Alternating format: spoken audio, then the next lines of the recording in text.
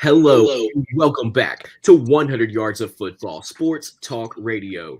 I'm your producer, Jeremiah Long, and today, Tampa Bay. We are back, baby. We're talking about the Buccaneers, their NFL draft class for 2022.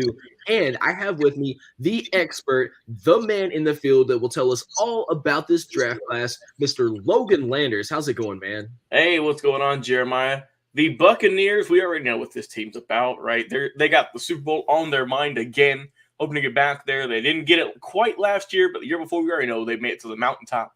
So we're talking about their draft recruits, their draft recap here today, and I am excited for it, man. I think they got a good amount of young talent. I can't wait to talk more about it, man. Yes, and for everybody listening or watching from home or from your work or from wherever you love listening to our podcast, thank you so much for joining us. It is because of you that we have over 1,000 episodes of our live broadcast and over 900 episodes of our podcast brought to you by the Believe Podcast Network. So it's because of you. So we just wanted to say thank you very much. All right, Mr. Logan Landers, the Tampa Bay Buccaneers. They have an incredible record right now to stand on. They want to do it big again. They're bringing in some young talent. There's going to be a lot of learning to do. This is basically a clinic they're going to be running. What can we expect out of this draft class?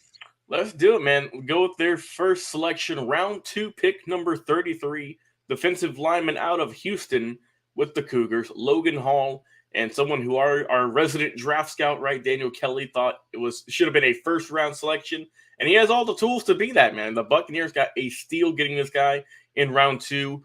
Super high upside, gonna fit into that Bucs defense, which is gonna wreak havoc once again. And I think that give him a couple of years, man, this could be someone we're talking about as a premier defensive lineman in the NFL. Already starting things off with a bang here for the Bucs. You love to see it. Then we go round two, pick 57, Luke Godke, offensive lineman, Central Michigan. So we're getting a young prospect here, someone who a lot of people might be talking about out of Central Michigan, a little bit of a smaller school in round two. But, man, he is tough, he's mean, and he is someone who is not afraid to get dirty in the trenches, one of the best blockers, one of the best finishers, someone who's got to just throw you to the ground at any means necessary. Tremendous in the run. That's really going to be where he's going to shine. Also is technical, still learning the passing game a little bit. So I think that obviously you're protecting Tom Brady, so that's going to be ramped up even more. So I like this pick here. Like I said, a little bit of an unknown guy, but I like it because the more you look into it, you can see why they selected him with their second round pick at number 57. He fits the system right away, so he's going to be a good depth selection very early on as a very good athlete as well. Round three, pick 91, we got Rachaad White, running back, Arizona State University with the Sun Devils. So we're getting a young man here. Like I said, good pick as a backup running back. He's got a good group with some guys. And, man, I mean, that running back room in Tampa is getting a little packed now. And White is also going to be there. Try and crack any kind of playing time he can get, I think. But he's good pass catching for a running back. That's where he's going to shine. And he's got a good ability to get rid of defenders, juke them out their shoes, make them miss. And I feel that just because of his tremendous pass catching ability, that's why they picked him as a good asset here in round three. Someone who you're not going to expect for them to throw to, but bam, give it out to White and he'll give you 20 yards or even a score. So I like it. He's, like I say, he's fluid in his moments. He's good. And we'll see how much playing time he can get as a backup running back with a ton of really talented ones in that room already. So we'll see. But like I said, not a bad pick. Round four, pick 106. We got Cade Otton, the tight end out of Washington with the Huskies. Like I said, another backup piece here. He could be the backup number 2 tight end for this team. This is a solid guy, a really good pass-catching threat.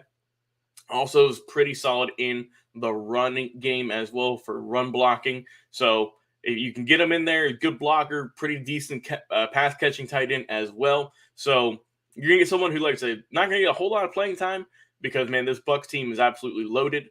So I can see why they got him here in this round. Like I said, good value pick, though. Someone who could definitely move up the charts, move up their depth chart in a couple of seasons. But it's just right now he's just got to wait his turn, and we'll see him in some limited action this upcoming year. Also, we got in this round number 4, pick 133. They went to Georgia. They got a punter by the name of Jake Camarada.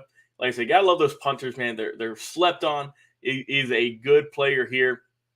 And like I say, he's able to get it where you need him to. He's got a solid leg, can get you pinned in the coffin over in the corner, and can get you some good height on the ball as well with solid power. So good punter here. Like I say, he's going to obviously be taking a lot of snaps, kicking the ball a good bit. So we'll be seeing him for many years to come in the National Football League. Cornerback Zion McCollum up next. The cornerback out of a school a lot of people have talked about lately, Sam Houston State. We talked about him on the show. Our guy, Bobby Butler, did a breakdown of him not too long ago. So go check that out for more in-depth analysis. But this is a large man. Round 5, pick 157 was when he selected. And 54 passes defended, 13 interceptions. I mean, that is insanity over his career. So just his size alone is why they drafted him. I mean, he is a large individual. And I can see why, standing at like 6'2", 6'3", about 200 pounds, he's one of the more taller taller cornerbacks taken. So I can see why they drafted him. He's got good athletic ability, and his production was off the charts. So I definitely like this pick here, late round selection by the Bucs. We're going to go back with another tight end, a good blocking tight end, Ko Keft, the tight end from Minnesota, round 6, pick 218 overall. Like I said, we're not going to see a whole lot of this guy early on, mostly just in a couple of blocking schemes potentially. But if you need him in there, he's got you back. And I feel that with him, with Otton, and with the rest of the tight ends on their roster, we're not going to see a whole lot of him. But he's not afraid to get dirty, to throw guys around. And I can't wait to be seeing that every Sunday for this Bucs team. And the final pick here for the Bucs, Andre Anthony, edge rusher, number 3, you see on the screen. But he got picked round 7, pick 248 out of LSU, Louisiana State University. We already know with the Tigers. Go Tigers. And like I said, we're talking about a guy who missed all of last season because of a knee injury. He's 26, a little bit older. So they're trying to go with trying to get some of that old glory back from his college days right earlier on when he was super productive. And if it wasn't for that knee injury, like I said, he had 3.5 sacks in 3 games this past year, so he didn't get a whole lot of production. But when he did, I mean, he showed up. I mean, 3.5 sacks in 3 games, that's pretty solid for my standing. So you're getting someone who is going to have a good time, going to have a fun time. We're going to see how he can do, where he can be on the depth charts. He's going to have to work his way up. But someone who is just, fighting, scratching, clawing for another shot for the Bucs. And we'll see what he can do in the very near future. But if I had to go with an overall draft class grade for this team, I'm going to go with a B-. I enjoyed some of the picks, some of the other ones. I felt like they could have went different routes.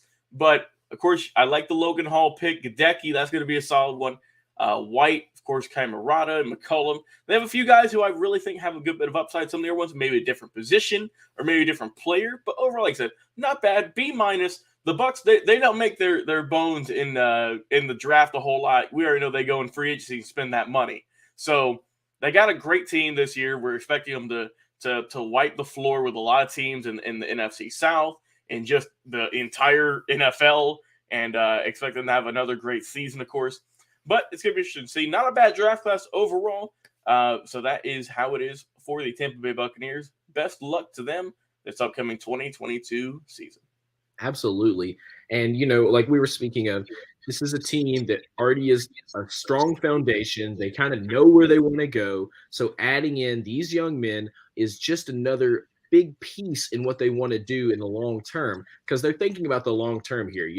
It's very hard for any team to stay on top, to stay the dominant team.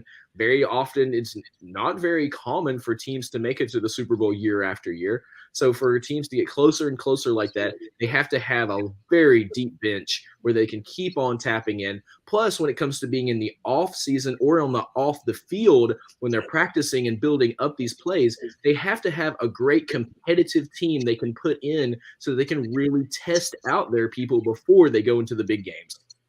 So huge shout out there. There's some players here I feel like we have been covering for quite a while coming from college that we're very excited to see where some of these players go now. So, shout out to all of these players, especially the Georgia player there that made it into the draft class, the Buccaneers.